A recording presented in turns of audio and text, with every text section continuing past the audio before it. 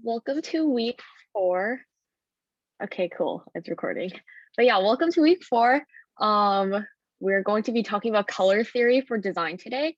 And so just before we go into that, we have some announcements.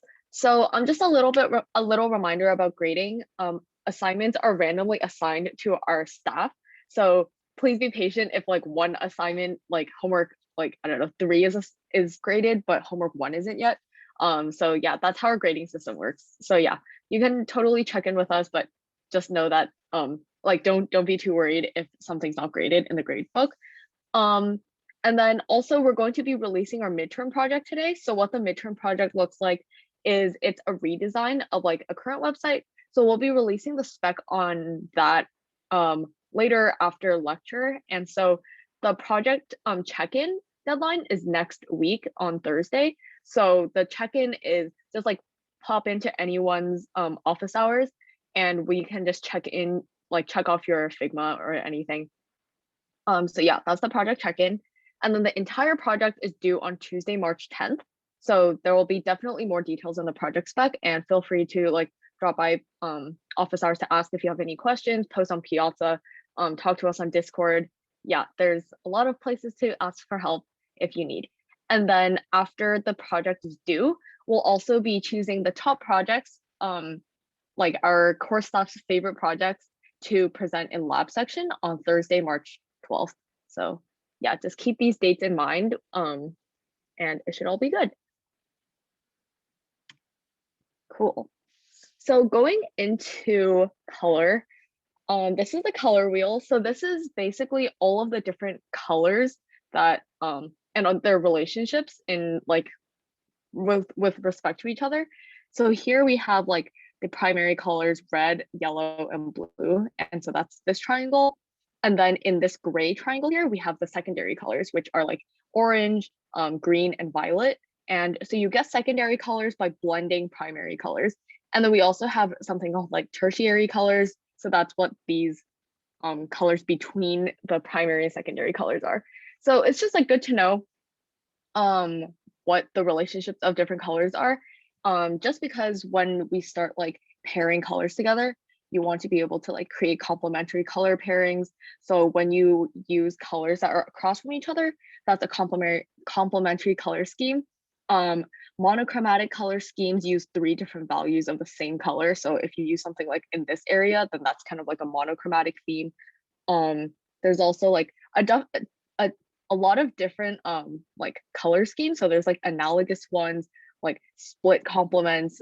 There's just like a lot of different things that you can use. Of course, these are just like, this is just design theory. And if you have a certain color like palette that you want to use, like go for it. But yeah, when we talk about color, we can think of it in terms of hue, value, and saturation. So going into hue first, hue is what colors are. So if you see like, this is like the Photoshop color picker. And so if you like look at this, all of these different colors is basically what the colors are. And those are the hues. And then in terms of value, that's like how bright something is. So the higher up you go, that's like a lighter blue, versus if you go all the way down, that's pretty much just black at that point. So yeah, that's the value. And then we also have saturation, and that's how intense a color is. So if you go towards the left, it becomes a little bit more faded, and you'll eventually hit like white or gray, something like on the grayscale. And then all the way over here is full saturation, and that's just like the full intensity of that blue color. So yeah, here's like a little visualization of saturation. Here, like this is the same blue, but just like in different like saturation levels, versus like shade. These are different types of blue. So they all look like they're different colors, but this is all just the same like color, like same value of blue, but it's just like on different saturation. So with all the colors that are given to us, especially on like when we look at this thing, how do you know what color to pick, right? So there's actually a lot of different resources that we recommend for in web design decal to like help you choose colors. So if we take a look at this one's really nice because you can like choose one of these colors and then it pairs it with a bunch of other colors that look really good with it. So I'll just like, so like, let's say I want to use like this yellow color. Then it pairs it with a bunch of good like complementary colors. So yeah, this is kind of what I was talking about with the color wheel. We have complementary, triad, and like monochromatic, which is like on the same like side of the color wheel. And so yeah, you're just able to see like a bunch of different like color combinations that they've chosen out and that are guaranteed to look good. So that's a really good resource to have when you guys are picking out colors for your midterm projects. Um, Here, yeah, Dribble also has really good stuff. You can just search like color palettes and a bunch of good stuff will come out. Like not just Dribble, but like Pinterest also has some good color palettes. So yeah, just yeah, there are a lot of good like inspiration sites out there as well. Ooh, this one's really cool too. So coolers, you're able to, it's pretty similar to the first one that I just showed, but this one you're also able to lock a color in place. So it just keeps randomizing until like you are satisfied with something with a color palette. So for example, this is like a super random one. And then I'm gonna like, let's say I really like this, then I can like press the space bar to generate another one again, but it locks this. And then let's say I really like this green, then I can space again and just like keep choosing, but like lock the colors that I want in place. So yeah, that's a really cool functionality with coolers. And I think coolers is the one that I use most often. Yeah, but not only can we just choose like solid colors, we can also do gradients. I think gradients.io got shut down though, so this is just like for the sake of showing like gradients, but gradients also look super cool. And there's other like gradient websites out there that help you generate a gradient and help you like choose which color gradients that you want. So yeah, gradients are super popular now too, so that is cool. And yeah, so going into like a little bit of color psychology, um, not only do we like, it doesn't have to look good, which we use all these tools for, you kind of want to choose your colors in a very like purposeful way because different colors can give off different vibes on your website. And like they encourage the user to do different things. So here we have red. And so red is a very emotionally intense color. So it's often associated with a lot of restaurants. So when you think of like McDonald's, even DoorDash has it. In-N-Out is also like has a hint of red. Yeah, stuff like a lot of fast food chains you'll notice use red, and it kind of connects to our urges to like chase after our hunger, and Tinder also uses it. So, I guess that's because we're really lonely people. So yeah, red is a very emotionally intense color. Yeah, just like reiterating on like the strongness and boldness. It's typically also associated with like destructive like interactions on your website. So when you're like trying to delete something, that button's often red. Here we have an example of like disabling this card. So like anything that's like warning, destructive, stuff like that is often used with red. Blue, on the other hand, is very reliable and calm. So I included this thing of Zoom here because I think when we think of Zoom, we want it to be like a reliable, like making reliable calls with other people. So I think, yeah, Blue and Zoom connect pretty well together. So yeah. And then there's also a screenshot of like PayPal, or yeah, PayPal right there. Venmo is also like blue because you want the user to trust that they're not putting their credit card information onto something that they're gonna like get scammed or something on. So yeah, it's a very neutral color that's a lot like easier to look at. And so because it seems a lot more calm, it kind of like lets the users trust the app that they're using. And another example that we have here is yellow, and yellow is kind of a bit more bright and attention grabbing. So here we have like BuzzFeed's, I forgot what they call these, but like, yeah, BuzzFeed uses yellow. Things that are more like instinctive and like quick, like, instinctive actions and impulsive actions are used with like yellow. So like Amazon's always trying to get us to buy stuff, right? So the add to cart button is yellow just to like encourage users to click on that. So yeah, that's just a little bit on color psychology. There's also like associations with like green, which is like health or stuff like that. I can't think of anything else right now, but yeah, just use colors like a little bit more like purposefully than just like making them aesthetically. But on top of that, we also have like contrast. So this is a bad example of contrast. So like don't do this where this has like too much contrast and it really does like hurt the eyes. And contrast is like allowing colors to pair with each other and just like allows the luminance of the colors to like show. So yeah, here's a good resource to like check if your colors have enough contrast on the web. Accessibility is really important because you want to make sure that everyone's able to see what you're like putting on your website. So here we have like an example of like 747474, which is like this gray color right here. This thing is like that color. So let's say I want to do like FFFFFF, which is white. You can see that it like fails this here because it's not enough contrast. But like if we use a dark background, then it passes. So yeah, this is a good website to check if your colors that you are choosing have enough contrast to be able to like be seen by everyone. And then if I put in like 0000, which is like black, then it just passes because there's enough contrast here. I'm not sure why the dark gray one didn't come up, but yeah.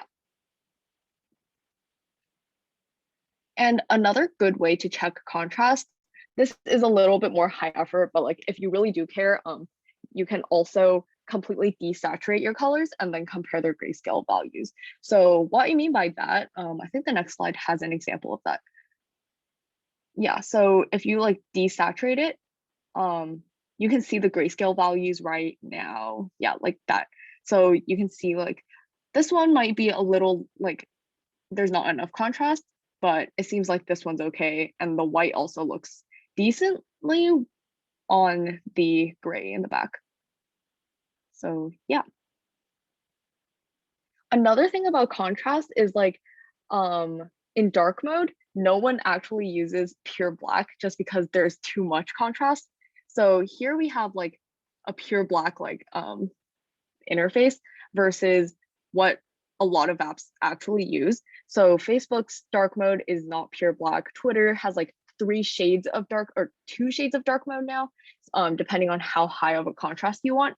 And so just like when you're playing around with dark mode, if you're gonna do something like that on future projects, yeah, just keep that in mind, and that because that's kind of cool. So yeah, so let's pretend you have like the perfect color scheme that you decided on using coolers and you've like compared the contrast and everything already. So now we have like the perfect color scheme. So let's pretend this is our perfect color scheme. And yeah, we're really happy with the blues here, the yellow, the red, and we're ready to put this onto our website. So when we put it onto our website, we can't just like throw all the colors onto there because it will look something like this. It's a little chaotic. It looks like a kindergarten, like, I don't know, something out of like a children's website game or something. And it's just really intense. Like there's no space. It feels like less breathable just because of how many colors are happening all at the same time. So a fix to this would be intentionally using the colors for certain purposes.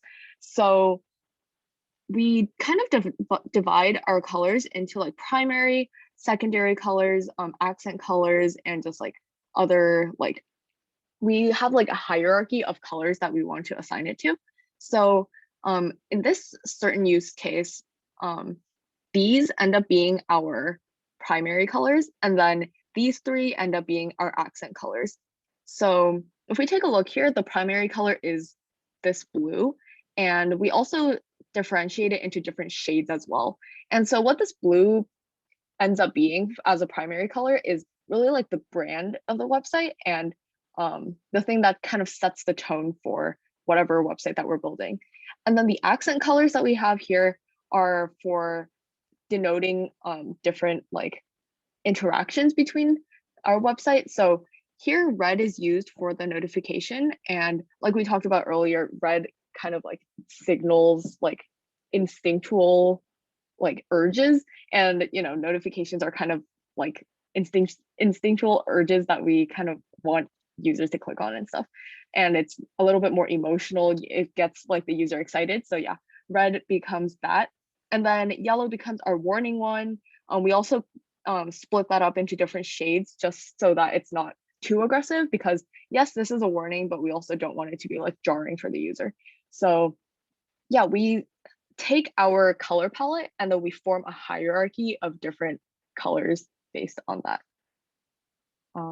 Yeah, I also want to point out like the different grays. A lot of the time with like user interfaces, we don't typically use black unless it's a like something that we really want to highlight. So if you can see like these interactions, they're like kind of grayish.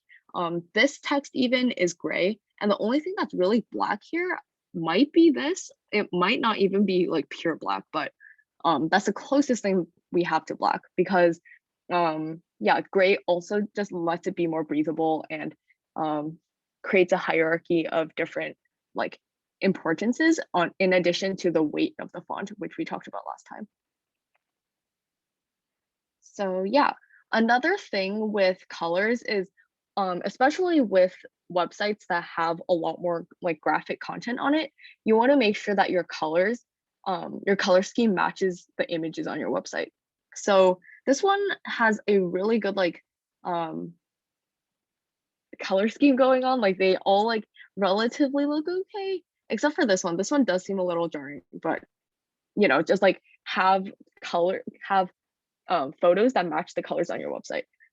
And if we break this down a little bit, we can kind of like connect a lot of the similar themes here. So here, like this gray kind of looks good with this. The yellow becomes like a focus color. So these three here kind of become the like primary colors. And then we also have like a bunch of different things here. And so yeah, just another good thing to keep in mind. And so yeah, that's the end of color theory.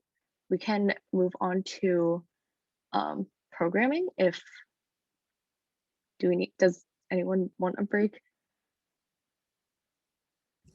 I just want to clarify something real quick. I know we said March 10th and March 12th as midterm due date deadlines. It's actually supposed to be March 9th and March 11th, so like one day before. So we'll reflect that on the slides. So yeah, just making sure.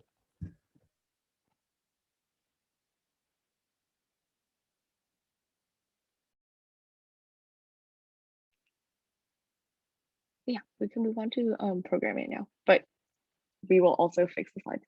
So yeah, thanks, Howie.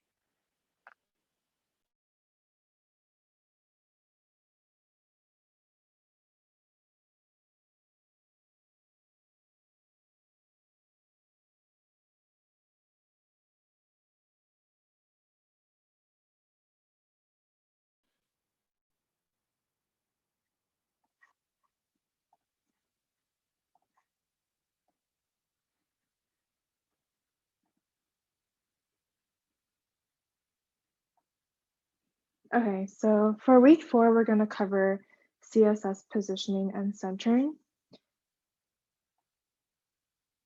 Just to go over some reminders when it comes to CSS. So when you're defining number values, for example, if you're setting the font size or the width of something, you have to make sure that you include the unit metric. So if you just do font size 18, it wouldn't work. You have to do font size 18px, and px stands for pixels. And also remember that you should include a semicolon at the end of every single line. That's just like the grammatical like syntax for CSS. So if you don't include a semicolon at the end of a line, and it's going to like overflow onto the next line, and CSS won't know like where the line ends and begins. And then for pseudo selectors such as hover effects, make sure that there's no space between the selector name and the :hover keyword. If there is a space, it won't recognize that it's a pseudo selector, so make sure that there's no space in between the two. Some more CSS reminders.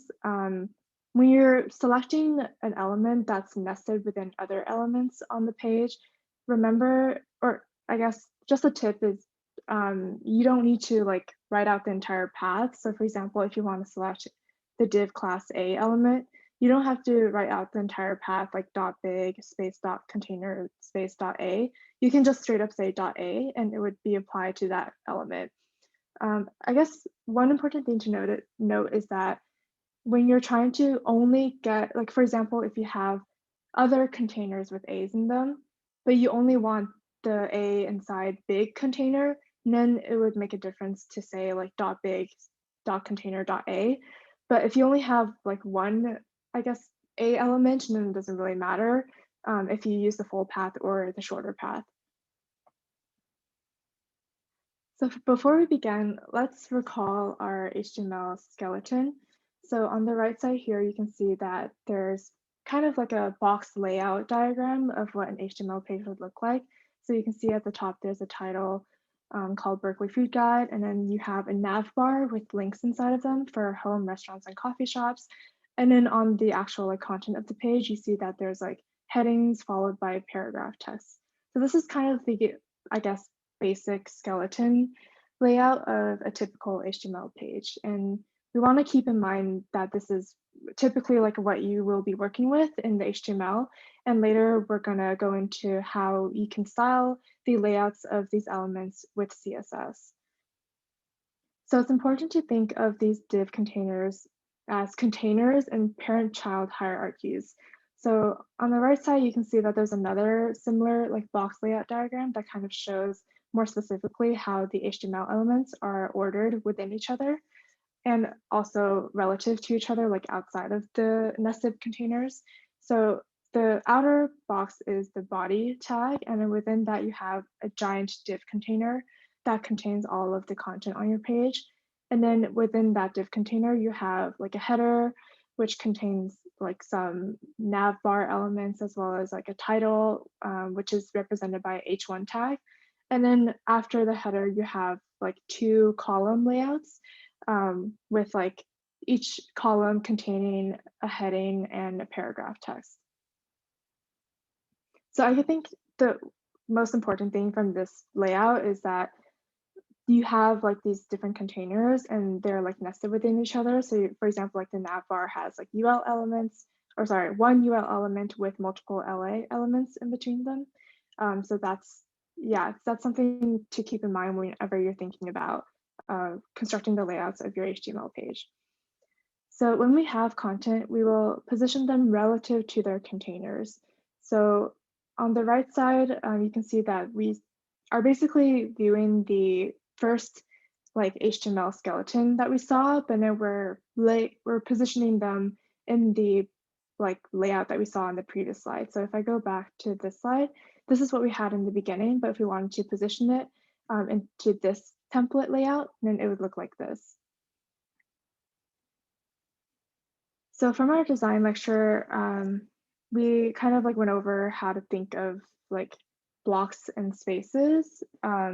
So this is just, going over like, I guess, in terms of headings and titles that you may have, as well as paragraph text, how you want to like position them, or I guess stack them against each other to like vary the like, I guess, design and how text appears to you on the page.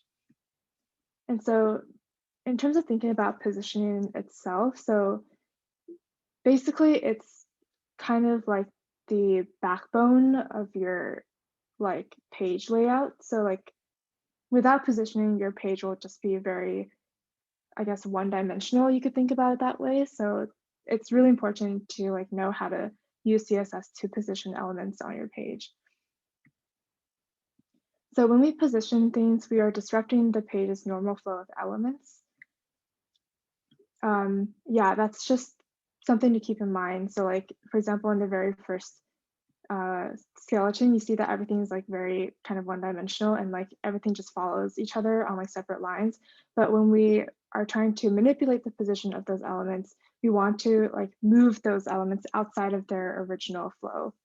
So that's what this means when we say like we're disrupting the page's normal flow of elements. So going into positioning specifically, there's 4 different types of positions. So there's none, which is the default, and that just means the element is in the normal flow. Second, there's relative, which is you're positioning the element according to the normal flow and then offsetting it relative to itself. And this offset doesn't affect any surrounding elements that are in the same container as this element that you're applying position relative to. And then third, we have absolute. So absolute basically pulls the element out of the normal flow and positions it relative to its closest positioned ancestor. And then lastly, we have fixed, which means that the element is completely pulled out of the normal flow and positioned relative to the window/viewport. And we'll go more in depth about like how these different position types work and show some examples of how that's applied to elements. So this is the default positioning. So we have a container div class, which is like this gray box on the outside, denoted by like the label parent div container at the top. And then inside that container, we have 3 nested div containers labeled A, B, and C. And as you can see, this resembles like the very first skeleton that we looked at, where like all of the, I guess, elements follow each other on separate lines, like one by one. And then I guess just as context, like this whole slide represents the window. So this is the default positioning style. As you can see, there's nothing applied to A, B, and C, and this is how they look by default. And then if we wanted to position relative, again, that means that we're positioning the element according to the normal flow and then offsetting it relative to itself. And it doesn't affect the surrounding elements. So what would this look like? If we applied position relative on the B element and specified it to have a top of 20 pixels and then a left of 30 pixels, basically what is happening is that we can picture it as like an axis. So this is the default. So the blue lines are the default axis for the B element. And when we say position relative and we like specify like a certain number of pixels from the top and left, we're basically moving it that specific number of pixels from this like origin of the axis. So that's kind of what's happening here. Yeah, so like it's positioned relative to itself, which is the most important thing you should remember about this relative position style. And this is another example of what would happen if you specified bottom 20 pixels instead of top 20 pixels. So we can see similarly, we have like this blue axis here, which is the same, like no matter how many left, bottom, top pixels you apply to. And then what you're doing is basically just shifting B according to the origin of that blue axis. So here, instead of doing top, we're doing bottom, so it shifts it upwards. The next one we have is position absolute. So this is different from relative because it's pulled out of the normal flow and it's not positioned relative to itself anymore. It's positioned relative to the closest relatively positioned ancestor. So if we look at this example now, we see that there's still a container, which is the outside like gray box here. But then we see that when we apply position absolute to the B element, it's like completely pulled out of like this container box. And you might wonder like why that happens. Like, I guess intuitively, you might think that it should be at this corner of this gray box, but instead it's at the corner of the window. And that's because going back to the definition of position absolute, it's position relative to the closest relatively positioned ancestor. And as you can see here, we didn't apply any kind of position like attribute to this container div. So it thinks that the closest relatively positioned ancestor is the window or the entire viewport. So if we want to make this B element stick to the corner of this gray box only, then we have to apply the position relative to the div container. So yeah, just to like reiterate, I guess like why do things seem to break and go out of our container? It's because we didn't relatively position the div class container element. So when we want to like position things relative to their containers, we just have to make sure that we specify the positions of their ancestor containers too. So when we apply position relative to the ancestor container, you can see that when we apply position absolute to the B element, it correctly aligns itself to the corner of the div container instead of like the entire window. Okay, I think there were some questions about what pixels mean in the chat, but I think people have answered it. Yeah, pixels is just like another metric unit that you use, and it's like basically everything you see on your screen is in the metric like pixels. Yeah. Okay, so what if you wanted to put things on top of each other? So basically think of it as like you're vertically stacking the elements like right on top of each other.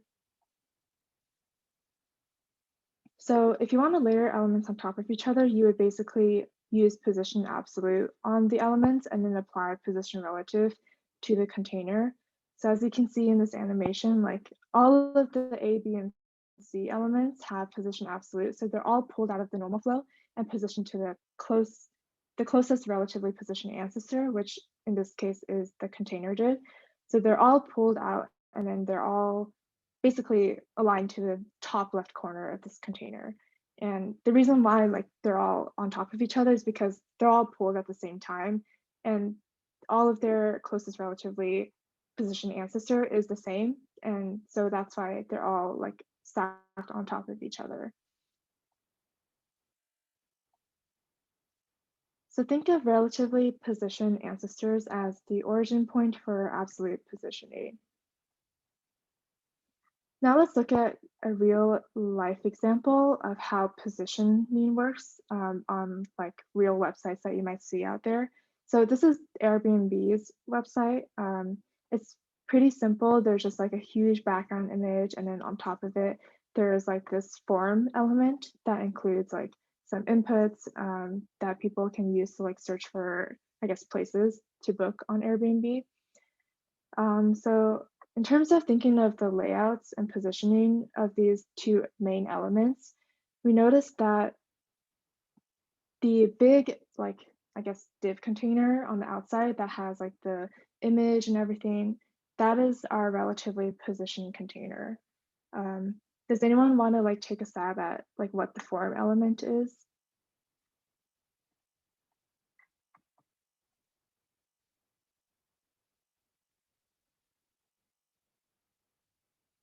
So it's either relative, absolute, or fixed. But we haven't really gone over fixed yet, so it's either relative or absolute.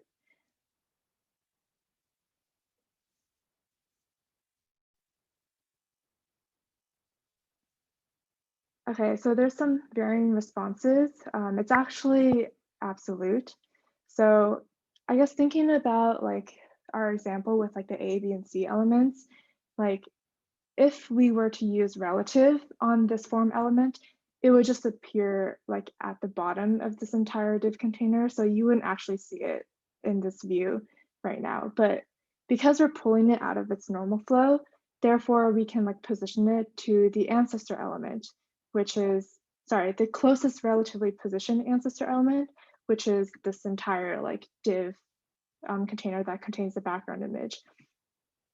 So when we say like position absolute on this form element and we assign it, for example, like top 100 pixels, left 50 pixels, and then we get this positioning.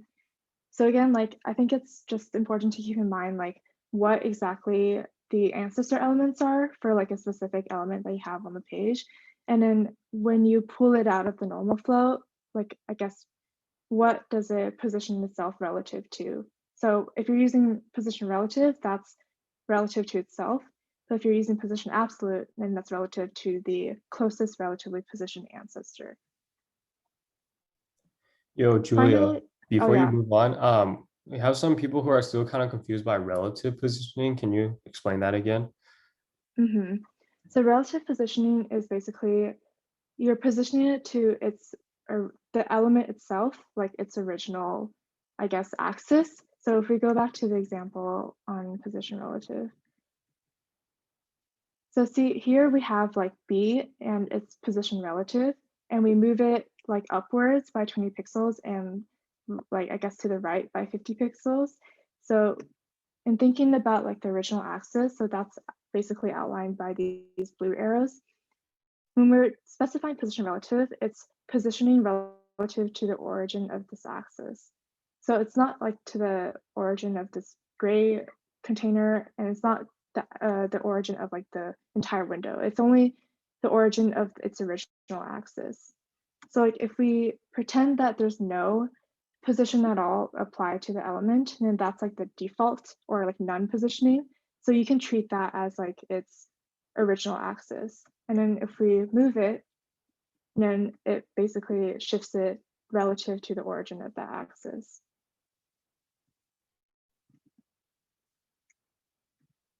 Yeah, so I guess the key difference is that for relative, it's offset relative to itself, and then absolute, it's relative to its closest position ancestor. Are there any more questions about the distinction between position relative and the other positioning styles? I was wondering why I think you showed absolute and it was pulled out of the div element and onto the right side. Yeah, over there on the top screen. Mm-hmm. I was wondering why it's on the right side and to the top rather than, I don't know, like somewhere else, like on the left side. Mm-hmm. Yeah, so here is kind of like a bad example of what you should do. So like clearly we want it to be aligned to like the gray box's right top corner, but right now it's aligned to the right top corner of the entire window. I guess in terms of your question, so like why is it on the right top side instead of the left top side? It's because we specified like right 0 pixels and top 0 pixels here. If we did like top 0 pixels and left 0 pixels, then that would be at the like left top corner or the top left corner of this window. Is that your question? I see. Yeah, that makes sense. So the absolute is with respect Mm-hmm. to the screen and not the parent element. Yeah, that's only because we didn't position the container element. So like if we added position relative now, then it's correctly aligned to the corner. But because we didn't position the container element, it's pulled out to like the entire window or viewport itself. Yeah. Another question in the chat, does that mean relative means you're moving the block based on the original path and absolute is completely out of the path? So I guess you can think of it as like relative is, yeah, moving the block based on the original axis, but absolute isn't like completely out of the path. It's like relative to the closest position ancestor. So it's not that like it's completely out of the path. It's still in some sort of path. It's just like not in the original path, if that makes sense. So like here, because we didn't position container, it's pulled out to the window. But once we do position container, then it's relative to the ancestor, which is the container. Yeah, okay. Another question asks, do we always use the specific words container.a.b for these different containers? So here, like the container is different from the A, B, and C elements. So like if we go back to the HTML, so here we have the parent container, which is labeled class container.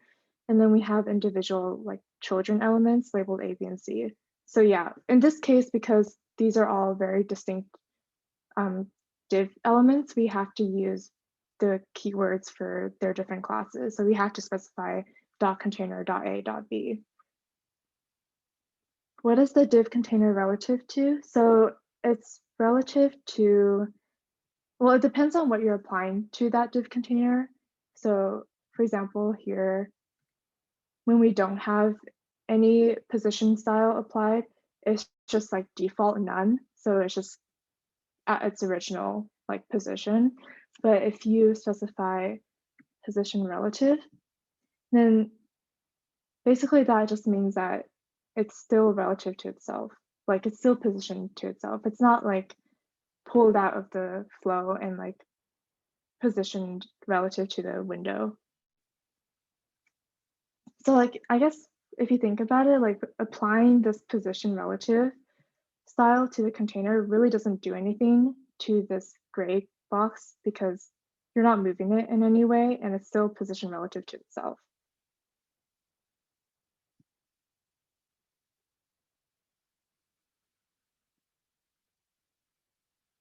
But if you apply like, for example, top 10 pixels and like left 20 pixels, then it would shift the gray box.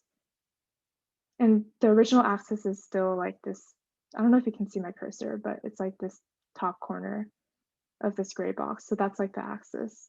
And so it would just shift according to that. Yeah, so when you apply position relative, it's still relative to itself. Okay, are there any other questions?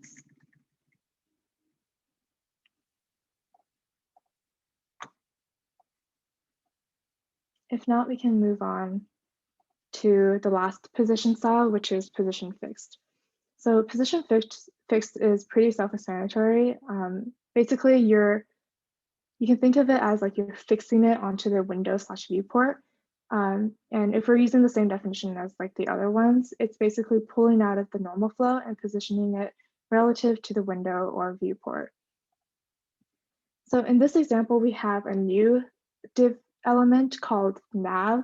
So that's basically represented by this blue like nav bar at the very top. And so if we apply position fixed to that, it basically fixes it to your window screen. So if you scroll down the page, you can see that it doesn't move at all because it's fixed to the viewport or window that you're on. So this is really useful for navbar specifically because on some websites you might realize that like you want the user to always have access to like the links so they can like navigate to different pages. So this is a very useful property that people usually use for navbars. There's also other use cases such as like banners that you might want to keep on your website while the user is scrolling on the page. So you'd also use position fixed for that.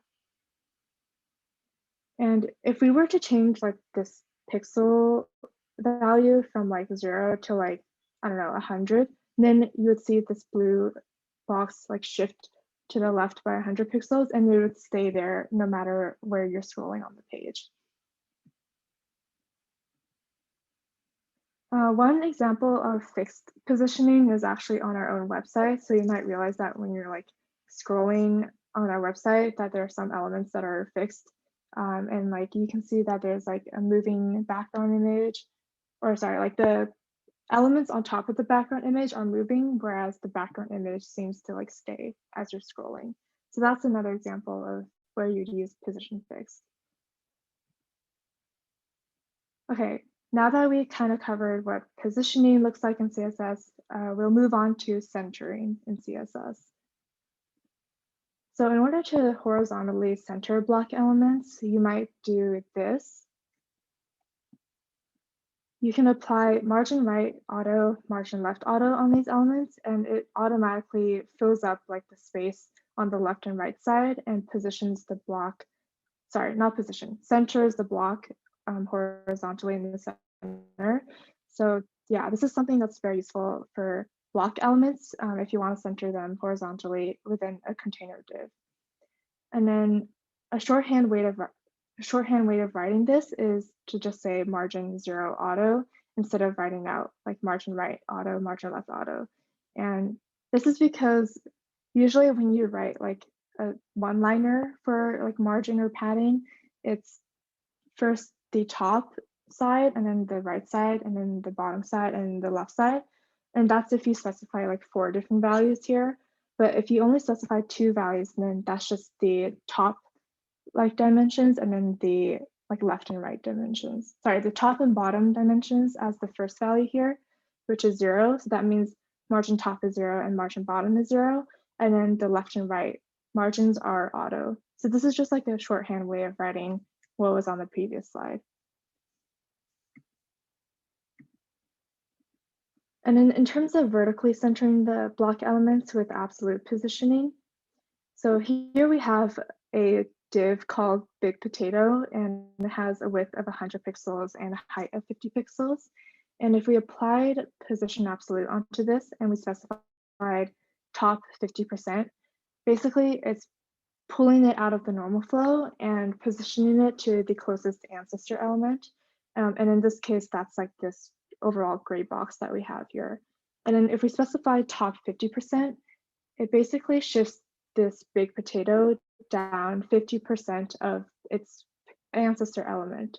So in this case, since the ancestor element is this gray box, 50% of that gray box would be denoted by like this horizontal line here. And so we kind of like divvied it up by like halves. So you can see like what it means when you shift it down 50%. But we realized that this is not exactly vertically centered on the page yet. It's like, you can see that it's like the top axis of this big potato is on the 50% line, but we want the middle axis of this big potato to be on the 50% line instead. So to solve this problem, we can use transform. And so transform is a really useful property that lets you like scale, translate, or do other things such as like rotating the element relative to itself. So here, if we apply transform translate y negative 50%, that basically shifts the big potato up 50% of itself. So in the previous slide, we saw that the width is 100 and the height is 50. So by applying this translate y negative 50% to the big potato, it translates it by 50 pixels upwards. And so, yeah, this is just a reminder, I guess, about like the negative and plus signs for like pixels. So if you're doing negative y, that means you're moving it upwards, but if you're doing plus y, that means you're moving it downwards. And since here we want to move it upwards, we want to use the negative sign for the value. Yeah, and then for the 50% value, I already mentioned this, but that's like relative to itself. So like, whereas in the position absolute, we have like top 50% and that 50% is this gray box that's 50%. But when we use like translate y negative 50%, that's 50% of the big potato. So it's not 50% of the entire like gray box container. Yeah, so that's something to keep in mind as well, like which 50% you're like, I guess, talking about when you're applying translation or positioning.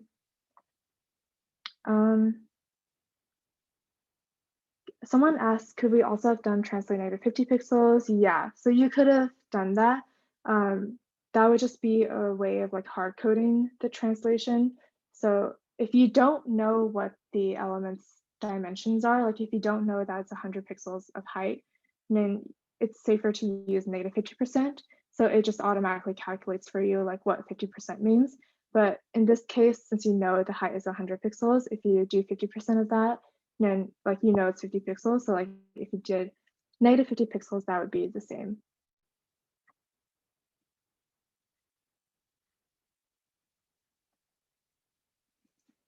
You can also like center that big potato. So here we have like, it's vertically centered, but now we want to horizontally center as well.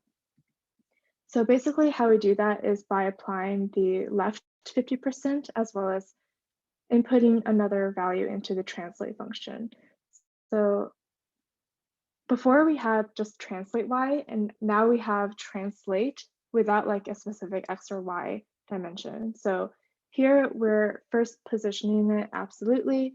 So if we ignore this transform line and just like focus on the position absolute and the top left properties, basically the big potato would be like here. So if you can see my cursor right now, like it's just, think about like the origin here, and then 50% would be like below it, and left 50% would be to the right of it. But we want to like center it in the exact middle. So we use negative 50% and then negative 50% again for like the y value. So it would first shift it the negative 50% to the left, and then it would shift it negative 50%, which would move it upwards. So this is what you would do if you want to like center the block element in the middle of the page. Yeah, so the significance of the negative and negative 50% is basically like specifying the direction of which you shift. So if this was translate 50%, 50%, like with the positive sign, then you're basically moving it more to the left, or sorry, more to the right and more to the bottom. But you want it to move upwards and to the left, so you have to specify negative. So like in, I guess, HTML and CSS, the axis is kind of the opposite of what you guys learn in like math or something. So like instead of like the origin being at the bottom left, the origin is actually at the top left. So when you do like negative 50%, that actually shifts it to the left. And then 50% shifts it to the right. So here, because we want to shift to the left, we have to specify the negative sign. Yeah, so just to clarify again, where it would be without the transform. So, oh, sorry, did not mean to click. So basically you see like these gray dotted axis lines. So like look at the center of the axis, and then that's the top left corner of the big potato. So like the big potato would be like here. I don't know if you can see it when I like mouse over with my cursor. And then when you apply transform translate negative 50% for both of the X and Y values, then that shifts it like this way. So like to the top left direction. Does that make sense? Okay, good. You can see your cursor, or you can see my cursor.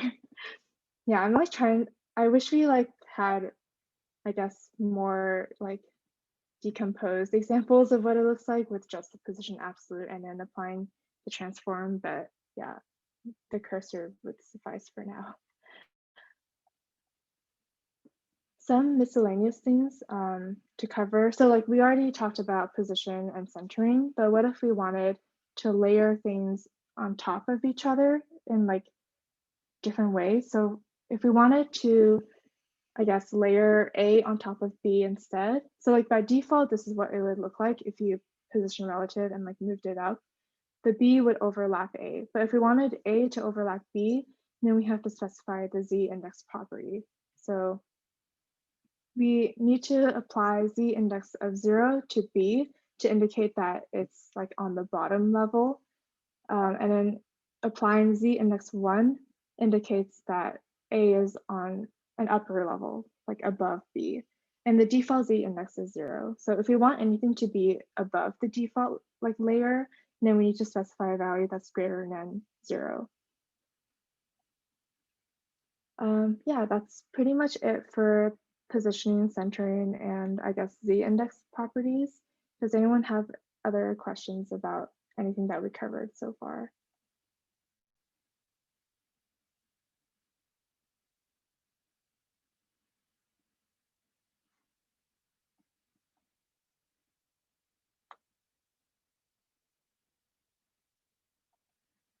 If not, we can end it here. And feel free to like ask any other questions in Discord or Piazza about anything that we covered in our designer programming lectures. Thank you guys.